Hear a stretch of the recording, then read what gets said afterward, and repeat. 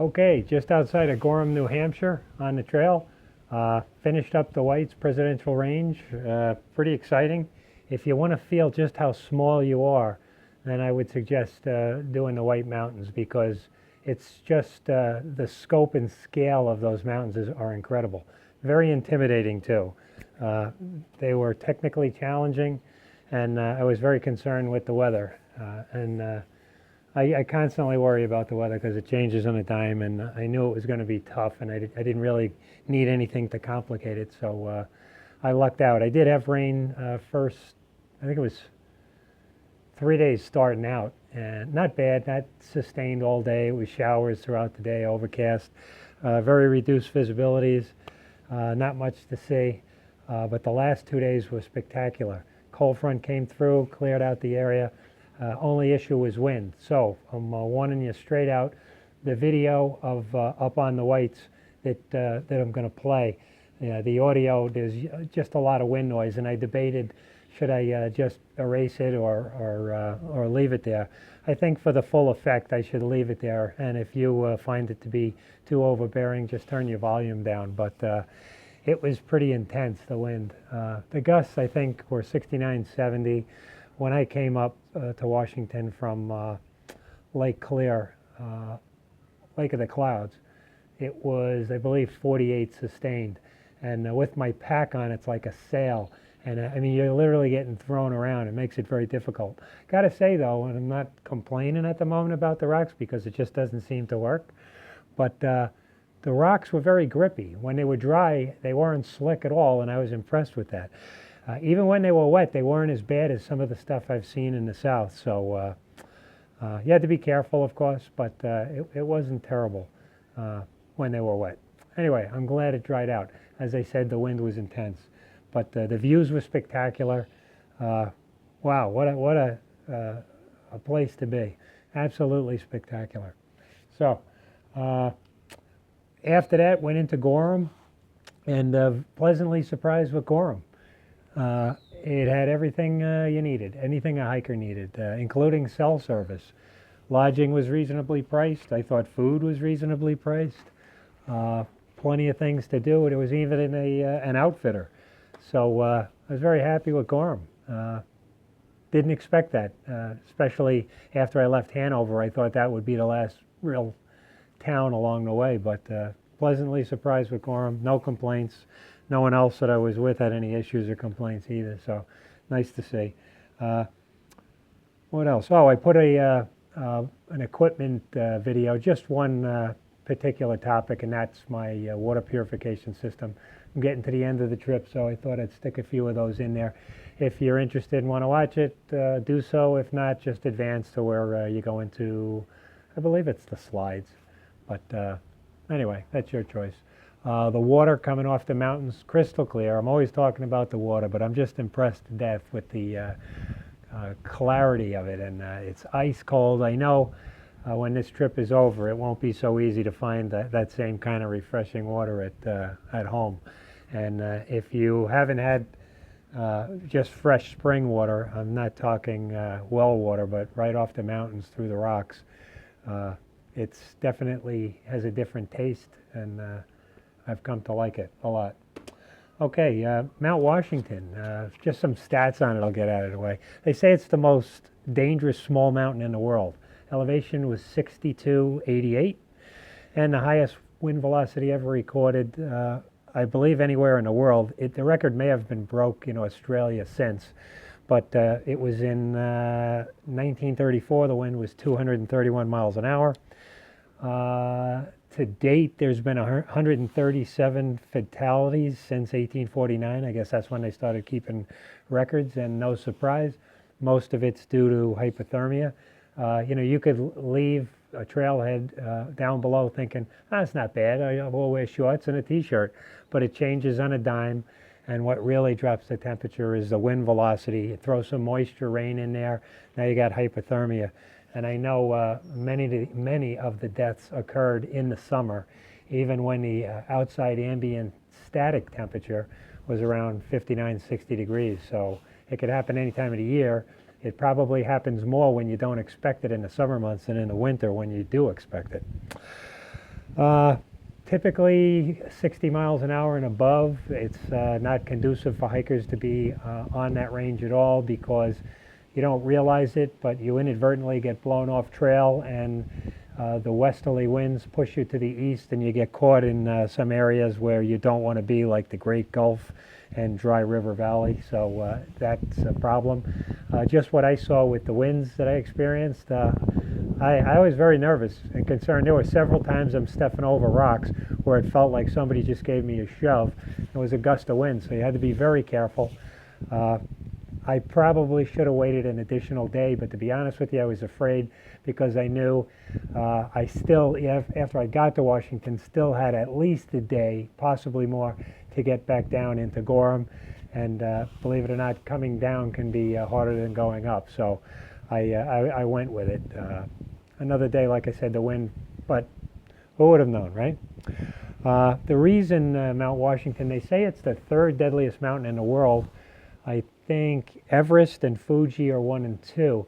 And the reason Mount Washington is so bad, it's not because it's all that high. It's 6,200 feet. It's because several weather patterns converge on the area and things change on a flash. And that's why they have it up there, those conditions. When I was up at the weather station, I noticed these towers positioned throughout the mountaintop. I'm guessing they were for some type of weather monitoring. And as the wind was blowing through the infrastructure of these steel girders, it sounded like an organ. It's just stunning, the sound being made from wind blowing through these towers. And I'm thinking, man, somebody had to get up there and bolt that thing together and work on that. I can't imagine what that was like. I believe 110 days a year, it's hurricane force winds up there. So 2/3 of the year, it's encased in cloud cover and fog. So I'm just happy that I did get the views and the pictures. I don't know if they'll do justice for the scope and grandeur of the place, but I did what I could. I think there's some good shots, so of course enjoy those. What else? I don't think there's much else. I don't want to keep rambling on. Oh, Gorham. I guess in New Hampshire you can use ATVs on main roads under 40 miles an hour. It's, I'm just surprised. I see them in the flow of traffic and they're out there, and kind of makes sense. They're efficient. I'm certain they don't meet any crashworthiness standards, or they don't have helmet requirements on motorcycles anyway in New Hampshire, so I guess that's a lost case anyhow. But it was neat to see. Someone was asking about device power. How do you maintain power to your camera, communication, stuff like that? Everybody's different. Some people just have their phone and that's it. They charge it when they're in a hostel and they go. Some say they can make the phone last up to 7 days. I have a Samsung S7, and just leaving it in airplane mode, taking pictures, I can get about 3.5 days. That's about it. Especially the video eats up the power. But I do carry an Anker power pack, small battery. I'll show you a picture of it. Here's a picture of that.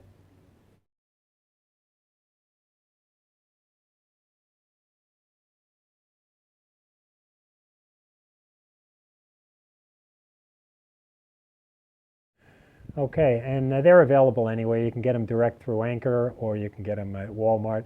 They make various sizes, and everything's about the weight. So I didn't go with the biggest one. I believe mine is, I believe it's 13,000 milliwatts, and that will keep me on the trail doing unlimited video and pictures, and some phone if I get signal service in the evenings to check, for a solid.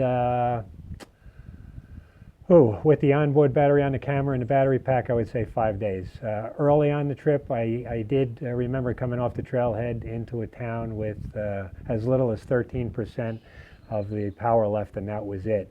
Temperature also affects those battery packs on your phone. The colder it is, they seem to lose the charge quicker. So I'm happy with my choice. It's been challenging in the whites as well, but I keep everything charged.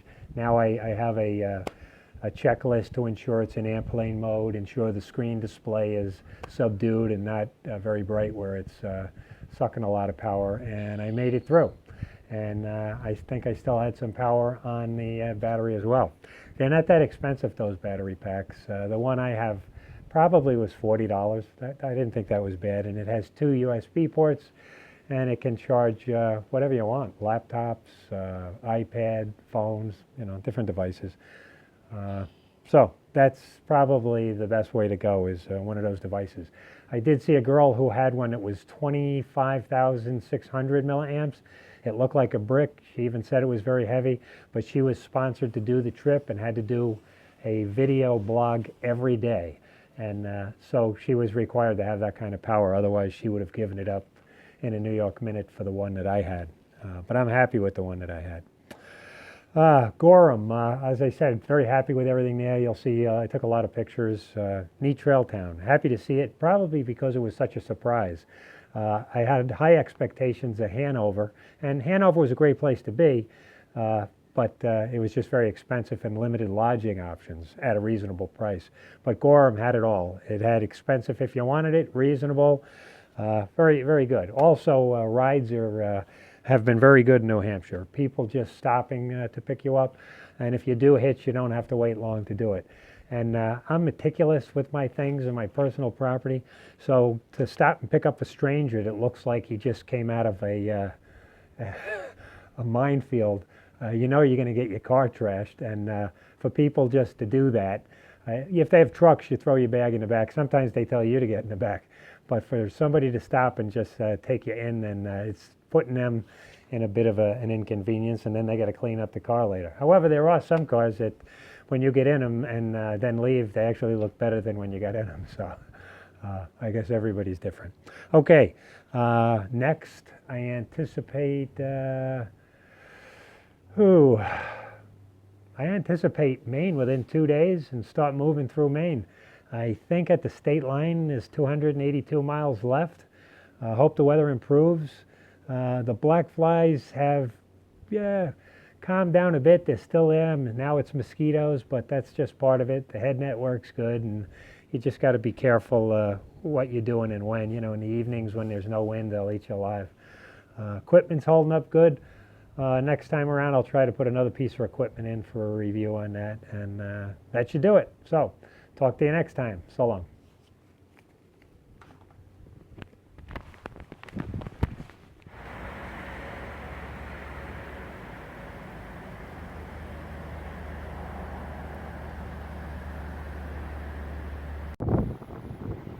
The forests in the White Mountains are very reminiscent of Alaska, like impenetrable wilderness.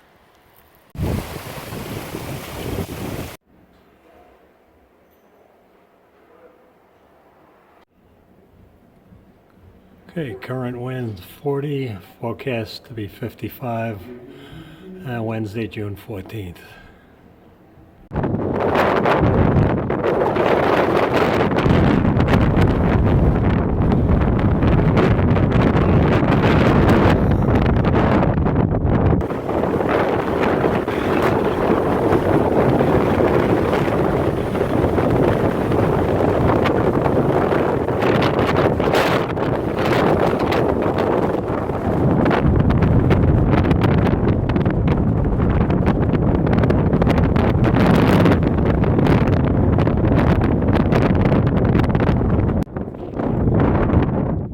They say Pennsylvania had rocks. No comparison. The whites have rocks. I don't know if you can see. There's the trail. And it's got cairns all along it as it comes up to Mount Washington, because most of the time it's in clouds. I don't know if you can see that. That's a trail. The cairns are all along the way.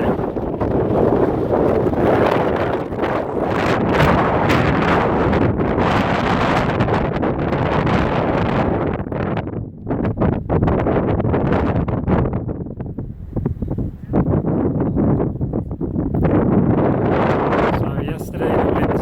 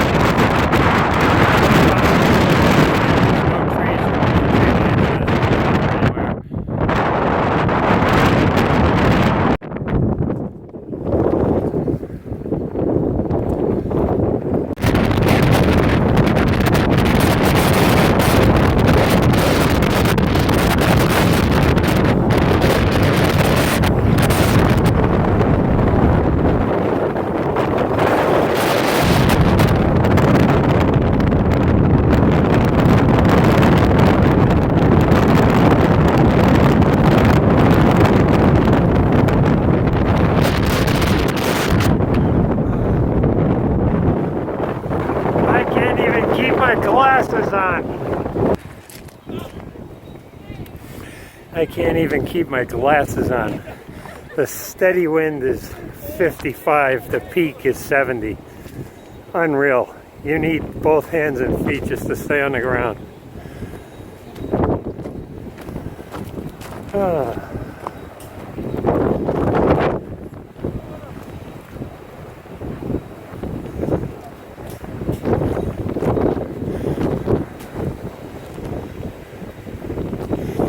Top house.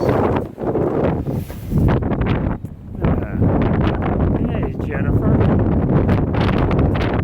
It's not an Argo, but it looks like it has all the appointments you would like. Heat, probably music. I'll take it.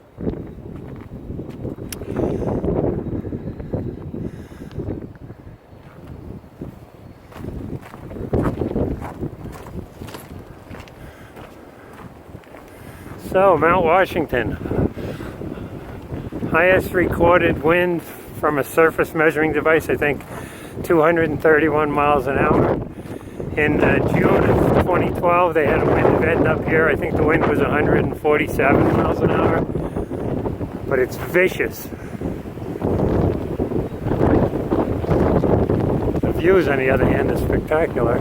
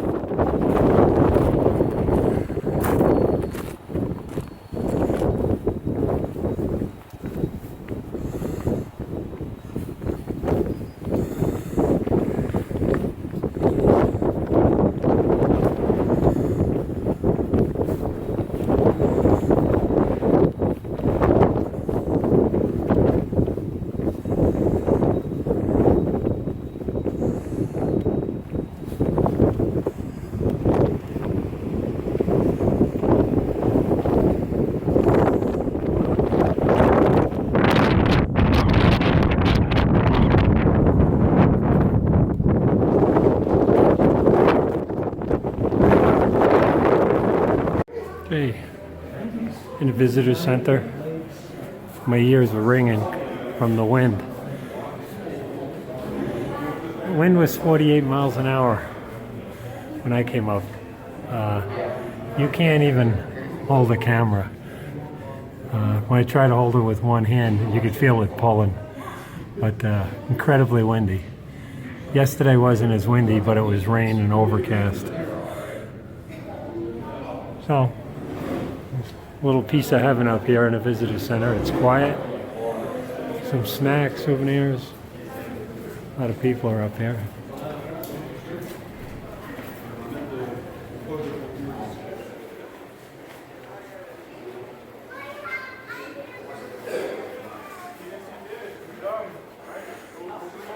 Gift shop.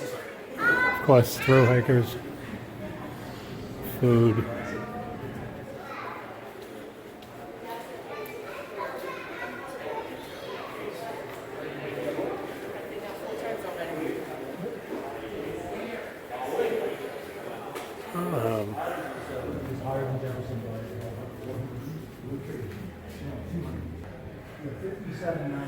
And the winds now are 45, so it's calmed down.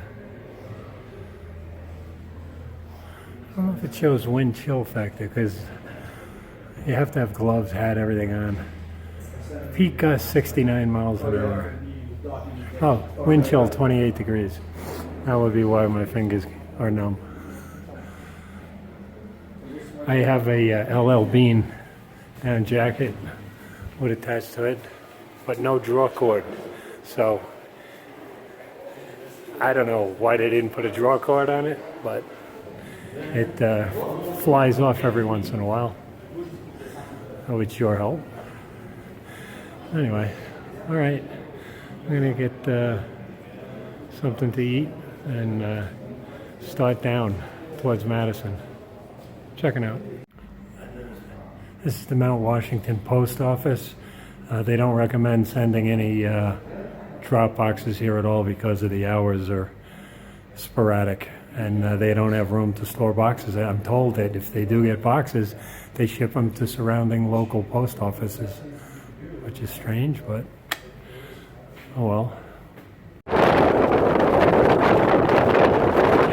really need one of these. I mean, if you're going to do family trips, this is the only way to go. I don't think it's amphibious.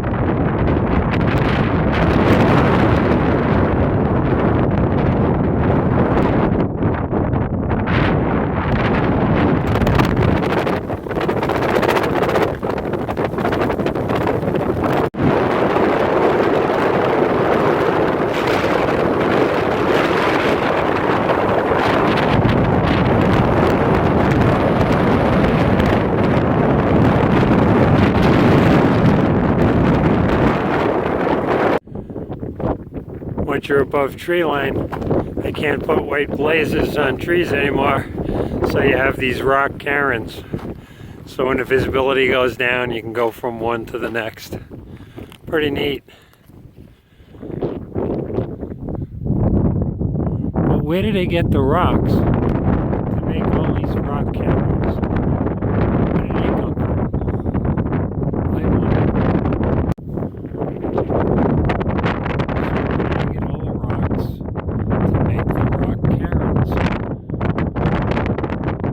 I wonder.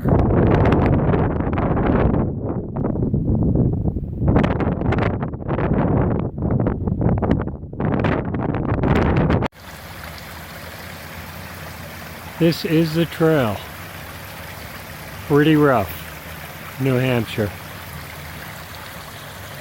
But plenty of water.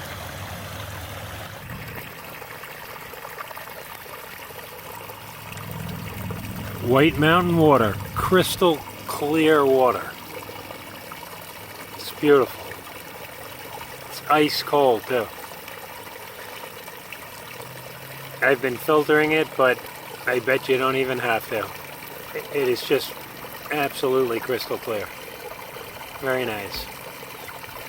You take water for granted because it's always there when you turn the faucet, but when you're looking for it in the woods to drink, it's a different story. But there's plenty of water here in New Hampshire. I could sit here and look at this all day long, but then I wouldn't get to Maine. So, onward.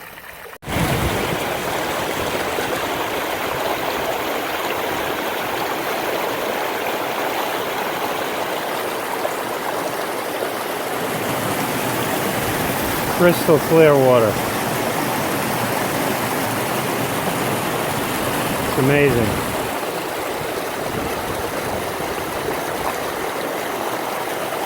Last couple of days it's been so hot that it's like having an ice box right there with you. The water's ice cold. Very nice.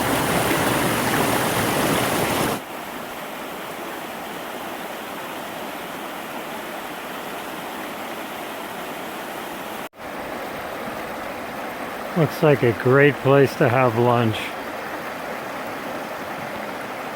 It's beautiful. So this is a spot that is absolutely spectacular to sit at, have lunch at, and I'm looking for reasons not to leave here. So I think this would be a great time to go over my water filtering system that I've used on the trail since February. And we'll get started with that. There we go. Okay, but this would be an opportunity to go over my water system. Everybody has different ways of filtering and purifying water. And for me, I wanted to keep it as simple as possible. And in my case, it also turned out to be the most inexpensive way to go. And what you see, that's it. Everything I have is right there. So what you see on the left is a 1 liter smart water bottle that I cut, looks like a quarter of the top off, and I use that as a scoop if I'm in water areas where the water's trickling and it's not deep enough to submerge a bottle to fill it. And it works fine. And it also stows right inside the bottle. I'm sorry, the bottle on the right stows inside that smart water cup that I made on the left. On the left it's a 1 liter, and on the right it's one of their 700 milliliter bottles. And as I said, this goes right in here, so it doesn't take up any space, and it works great for me. Okay. So I keep 2 700 milliliter bottles of water. I keep that scoop, and I use the Sawyer squeeze filter. They're made in Florida. You can buy them in outfitter stores for as much as $59, or you can go to Walmart and get it for $29. And it comes typically in a kit for $29. It'll come with a Sawyer collapsible water bag. It'll come with the filter, a carrying mesh pouch, and a couple of little fittings. And I didn't need any of the fittings. The pouches are very good though. They're so light and packed so small that they're worth keeping at least one in your pack at all times in case you lose a water bottle, which happened to me, and I came up short. That would have been a great thing to have. And the other thing is, when you're at camp in the evening, if you're cooking, and in the beginning I wasn't, but later on I changed over to a cook system, that requires water. Some of the campsites you're at, there is no water, so you got to carry water. And you'd be amazed how much you use for cooking and then cleaning your pot and stuff. So I do keep a 64-ounce collapsible Sawyer water bag on my pack at all times. Whoops, little breeze there. And it's come in handy. Several occasions where I actually needed the water. That way, I call it my camp water bag. When I get to camp, I use the water out of the collapsible bag without touching my primary bottles, and they stay full. So when I start the day the next morning, I'm starting out with 2 full bottles of water and what's left in the bag. Typically I don't need what's left in the bag, but there were occasions where I did need the extra water, so I have the means of carrying it. So that's it. The Sawyer Squeeze, they make it in 2 sizes. They make the Sawyer Mini Squeeze and the Sawyer Squeeze full size. This is a full size, and I strongly recommend you get the full size because the flow rate is much better on the one I have. Also, the fittings on the top of these, Sawyer does come with a little hose that you can snap in here and use it like a straw, but I never saw any reason for that. The smart water bottles, the caps on the smart water bottles fit on the Sawyer Squeeze bags and fits on the Sawyer Squeeze itself. So that's another good thing. Also, the smart water bottles as a choice. Typically people are carrying those, oh my God, Nalgene's. Those things are really heavy. If you're going for a day hike, yeah, it's probably okay, and you could put boiling water in it at night to put in your sleeping bag to keep you warm. That's nice. You can't do that with the smart water bottle, but I've never found any reason to have to do that anyway. And the smart water bottle is the lightest, best through hiking water bottle I think you can get. For $1, you're getting the water and the bottle. You can squeeze them, freeze them, bend them, twist them. You can do what you want. It won't look pretty, but they hold up. They don't break. They don't shatter. So they're very strong, durable, and they last. So I would recommend the smart water bottles for that reason. And what I do is, let's see if I can do this.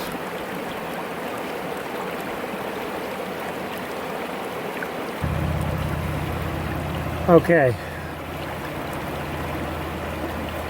What I do I take the smart water cap.